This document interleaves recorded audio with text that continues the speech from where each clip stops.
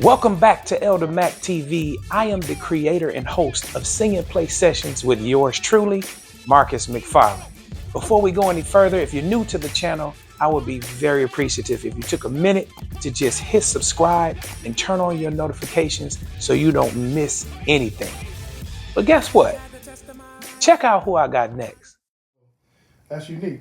Never heard it before like that. Yeah. You know what I'm saying? Yes, I don't know a lot of drummers that sing in gospel music. Yeah, So that's it's kind of a first. Yeah, You know? that's. I know a lot of dope drummers though. You know what I'm saying? I know them. They all my drummers have been dope.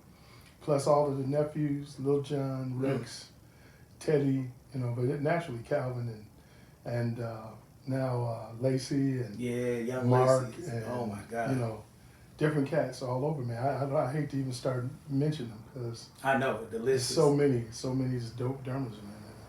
You know, but none of them sing. Fred Hammond, one of our greatest living legends. I was honored to get his reaction of me performing one of my favorite songs that he penned over 25 years ago. So without any further ado, enjoy the episode.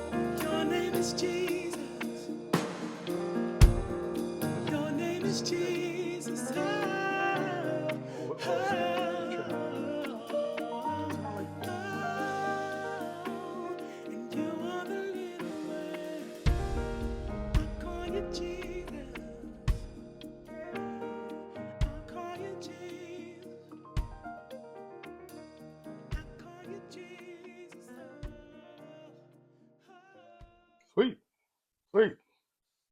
Oh, yeah, Doc. Yeah. Sweet. I am here with none other than the living legend himself, the icon or one of the many icons of gospel music. If you have ever been to church, and if you have ever sung in a choir, if you have ever sung on a praise team, Fred Hammond is responsible for what we know now as the set of praise and worship in the way we see it. That small chorale that you've seen, that's this living legend right here. Ladies and gentlemen, Fred Hammond. Hey, Doc. Oh my goodness. I cannot tell you how excited and how glad I am to be here in your studio. This is now a museum. It's a museum? It's a museum. This is where I cut my first records when I came here. The first record I cut here was on this album. We mixed it and did everything in this room. Was Free to Worship. Really? Yep. Here? I just moved to this house, and Ray hooked this room up, and we cut it in. So that was proving the myth. Wow. It didn't have no baffling. It didn't, no sound treatment, nothing. We just went out recording here. That was my station over there. So it's a museum now. So, but that's the one that won a Grammy. Now I've had studios built from $300,000. Yeah. And we just put a board in here and turned the speakers on. Just proves that you don't need a whole lot to You make need a whole impact. Lot. Ray did what he did. Mixed it right on this board, right on this console. So that's amazing. That's amazing.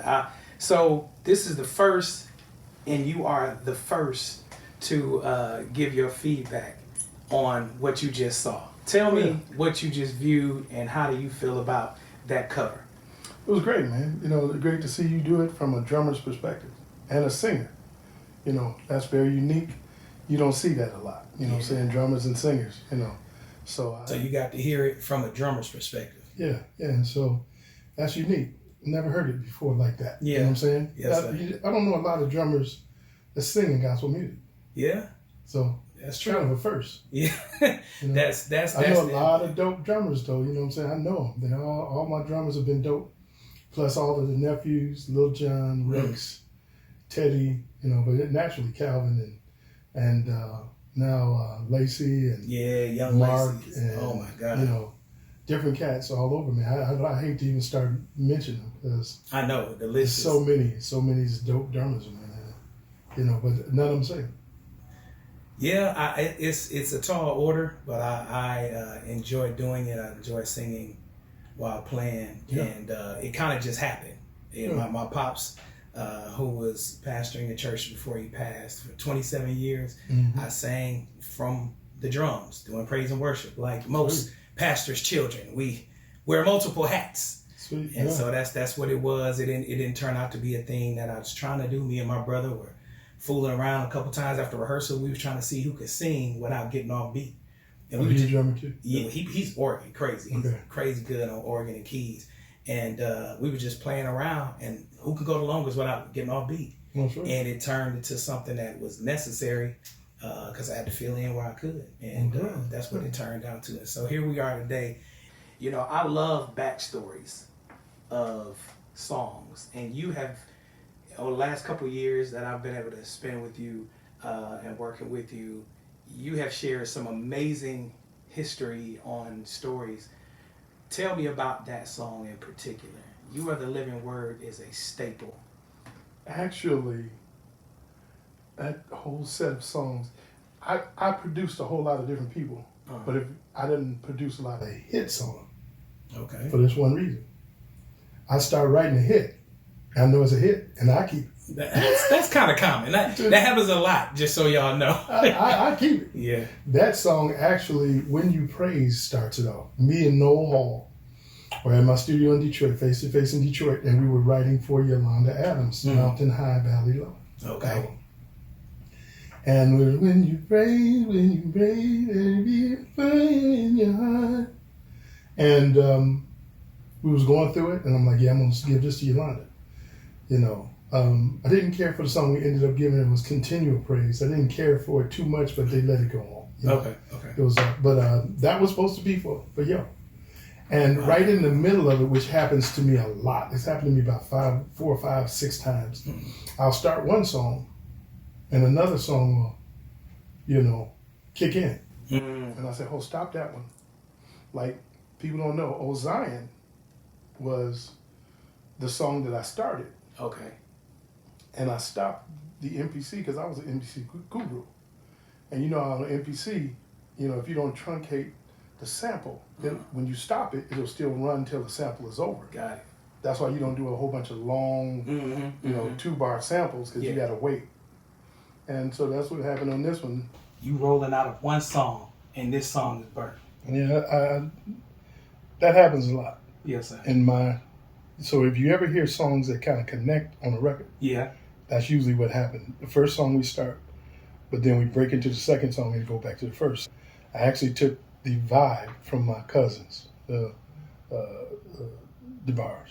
Okay, so if you hear ding ding ding ding ding ding ding from quite a while, so that's Stoogie.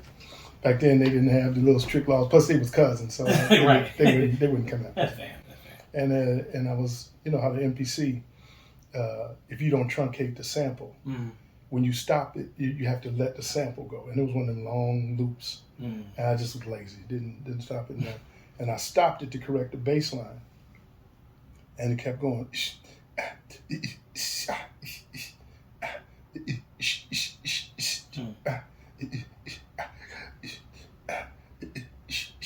Glory to the Lord. Yes, sir. And that's how it does. We stopped that one. And went on that one. Then came back to Ozine. Well, this is the same thing that happened for When You Praise. We was doing it. And I got up and walked away for a minute, you know, into the restroom or something. And in my mind, I heard, when you praise, then I heard the key change. Bread of life and anything.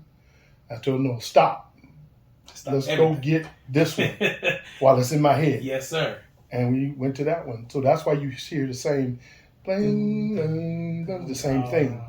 And so that's what happened. So it was supposed to go to Yolanda, but I kept it. I kept it, and I'm glad I did. I'm glad you did. It's one of them things that you don't want to be like, man, I should have kept it. Yeah, I hear that story a lot too. Oh, man, I should have kept it. I hear that a lot. I think about how the song has been even pivotal for me, and I'm sure a lot of people can attest to the simple fact that I was one of them people. I don't know, when this came out, this was on that particular song was on Purpose by Design. Album, and I mean, I feel like a lot of your albums are A to Z. You don't have to jump anything, but that one for me, especially at that time in particular, you can front to back, just like you said, how they rolled into it. Yeah. And so, to be sitting here with you talking about the song, being able to perform the song, I'm sure you've seen it sang, obviously. Even me, you've seen a couple of clips and whatnot, but never from the drums. Yeah. And just to show the power of manifestation and speaking things according to the will of God. When I was 14 years old, I think I shared this with you. When you came to Milwaukee every summer. Oh, at the park? Pierre Marquette Park, downtown Milwaukee. Yeah. Fred Hammond at RFC. My man with the Japanese hat. Yes. Yeah. Oh, okay. Yes, I forgot my man, but that was my guy. Yeah, man. I mean, you would come, and matter of fact, that's where one of your premiere songs were birthed, a segment of it. The hook. The hook. The vamp. Right. And what a lot of people don't know is, the song I'm talking about is Blessed. Yep. All right? The set was supposed to be over at like 11. Yep. The park was supposed to be done at 11 o'clock. Our choir, different community choirs in the city, had opened up and whatnot. I was with a choir called True Praise at the time. And Fred Hammond, we knew was going to kill it. It was free to the public. You came down there to Milwaukee River. People would just pull up on boats and everything. Y'all supposed to have been done. They was like, keep going. He was like, we good? It went after 12, midnight. Yep. And that's where we got late in the midnight hour. That's where it was birthed. That's in my city. It was funny because we was like, okay, now we'll keep it popping, you know. That's and exactly. And the word just flew out, you know. And then AG and Terrell and LaDon and David, they just jumped in with me on it, you know. Did the harmony parts, and man, that thing took off. We went another 20, 30 minutes just from that. It was late. I remember our parents was calling like, y'all not done yet? We here to pick y'all up. No, late in the minute. We was jumping. It was going. It was bumping. Yeah, man. So it's such a powerful thing. Last couple questions I just kind of wanted to throw at you. I was thinking about this. You have said some things that have been very powerful, not just in passing conversation, but some things that I've been able to take and apply to my own life.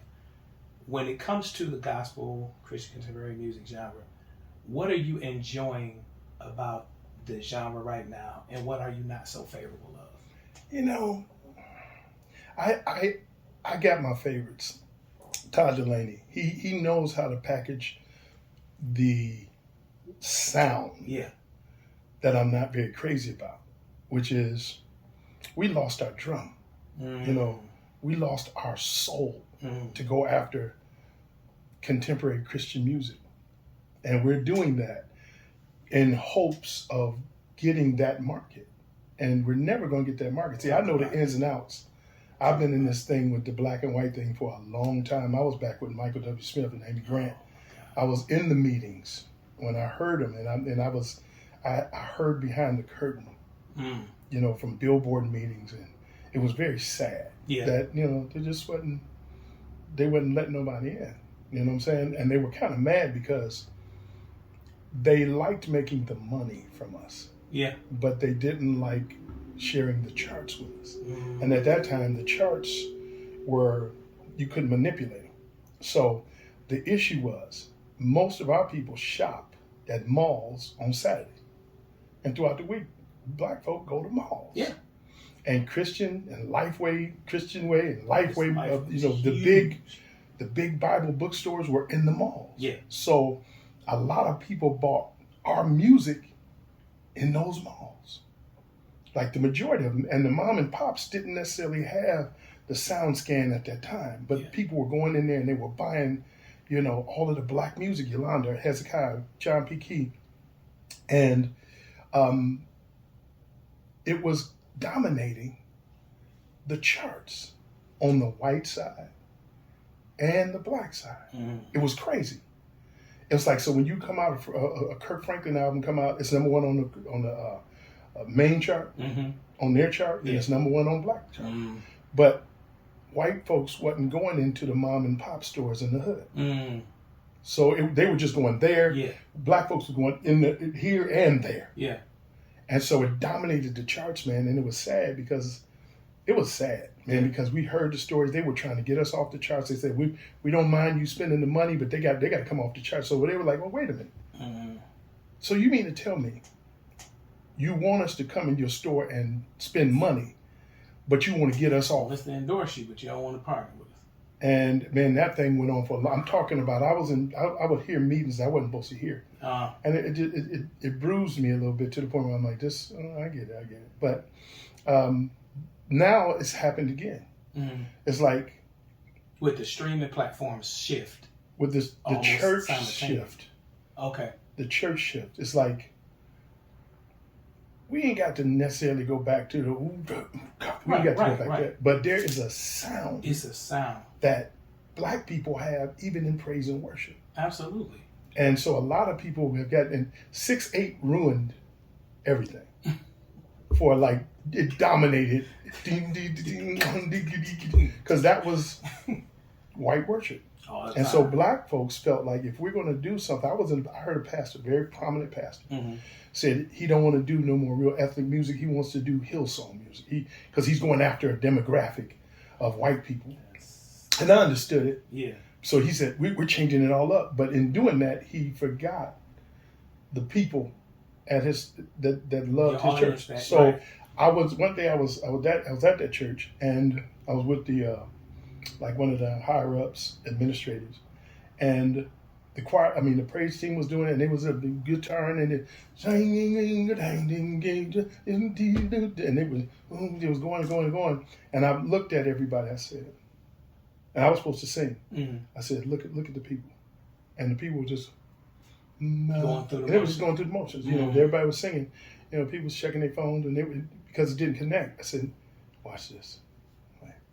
And when I got up, it wasn't because of me. It was because Bless has a chord and a beat that resonates with the Black culture experience. It's just cultural differences. There are two. Chris Baker, man, taught me this. I got to give him the credit, you know, because I want to be able to say I thought of this. But he and I were talking, and he said, "Man, you were able to connect with a very large culture." There are two cultures in the world. The two largest cultures, but one of them is super large. One of them is only 10%, and the other is 90%. There are thinkers and feelers. Thinkers are about 10% of the world. Feelers are 90% of the world. So that's why hip hop dominates, because it makes you automatically do this. With the more white sounding gospel, it's nice, but man, our people don't resonate to that. There's a conviction that sometimes lacks. Yeah, it's like it's something on the inside. Like you can play a beat for a baby in a crib, and a black child will, infant, you'll see, and he'll be on beat. Yeah. You play that same thing for a white infant, and they're just kind of all over, but they're responding. It's still a response. But we have a natural African rhythm on the inside. Yeah. And music today in our churches has lost that connection. And so therefore we're singing songs and people are like going through the motions with it, but you know, now it works for Maverick. You know, it works for Maverick. You know, for all of my nephews and them, it works for them. But they only let a few people in. They don't let everybody in to do that. And so we seem like we tried to shift everybody over, but that's why you be in church and you go through praise and worship, just another, and then somebody will just make a mistake and say, have you tried? Whoop! And people is up. Yeah, man. It's and this day, you know, but I love how Todd Delaney does. Yeah. Todd has he's mastered that thing that says, here's the vibe where we are now, but I got some sauce on it. Yeah. You know, and then Mike Jr. is all the way hood. James Fortune has mastered it. Love James. You know, he's mastered it. Some of the most powerful stuff. I told you not too long ago. I said, man, you got bars. Just one-liners that will preach all by itself. Period. Ty is the master of it. Ty is the Kendrick Lamar of this generation. Like his music is so different, but it's still got bite and soul, and it still resonates to where we are. Yeah. Everything else is just kind of going through the motion, and everybody's trying to, like, you know, see this, and it doesn't connect. You know, so as the old saints would say, the anointing makes the difference. Oh yeah. And at the end of the story, if you really want to be, just take it from the OG. If you really want to be a blessing to people, Quincy Jones said it like this, and this is when I got it. He said, hang your art up on the wall, but give the people what they want. And that changed my life. And when I started listening to praise and worship, you know, I was listening to a man and it connected with me, but I knew they wouldn't connect with my people. So you hear, he is able, more than able, to know what concerns me today. And I'd be all in tears. I'd be like this, but I said that won't resonate with my folks. So when we did Inner Court, I was at GMA in Nashville, and Chris Long from Integrity Music came up and held Inner Court and said, what is this? I didn't know if I should be insulted or like, was he whatever. really trying to be educated? That's my record. He said, no. You tapped into something here. I'm like, Okay. He said, man, we have been trying to do black music with integrity, and the people, our constituents and our buyers are saying, you need to do more for us, but we've tried it and we've lost so much money. We've given this label money and they didn't connect it. Mm-hmm. We gave this money, we gave away millions of dollars. He said, but this is the sound. Would you come and talk to us? And I said, yeah. They flew me down. I said, I tell you what you do. Give me a 3-record deal, and I'm going to take your music and I'm going to make it. Let me pick the songs.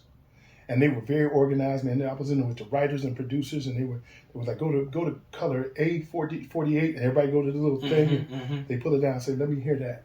And Don Moore, who was a good friend of mine, he thought that God is good all the time. God is good. And they were listening, and all of them was doing like this, like, I know this is a jam. And I was like, oh, okay. And I said, well, what's this one? And they said, blessing, glory and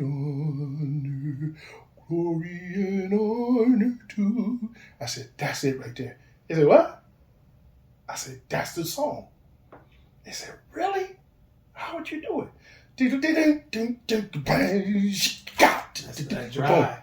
Went to that. Then I said, we lift up your name, oh Lord. Then we put that smack on it. Me and Tom and Noah put that smack on it, that funk on it. And that became praise in the house.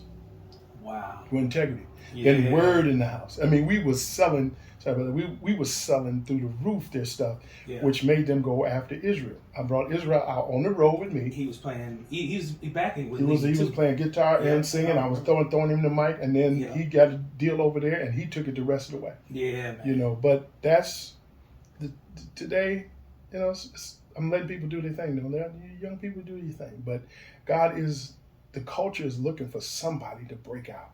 Like just to be that thing that has that rhythm and still has the new oil. And like I said, I reach out to my nephews, Todd, and all of them, man. I'm big up, you know.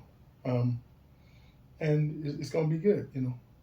That's really big. I mean, you said some powerful things that I think resonates with the entire industry. And I just want to let you know that your contribution to gospel music, to me as an individual, to really the world, is a bigger fingerprint than I think you could really even imagine. I think that only God's hand could have been on so many of the lyrics that has blessed us over the years, that's impacted what I've done.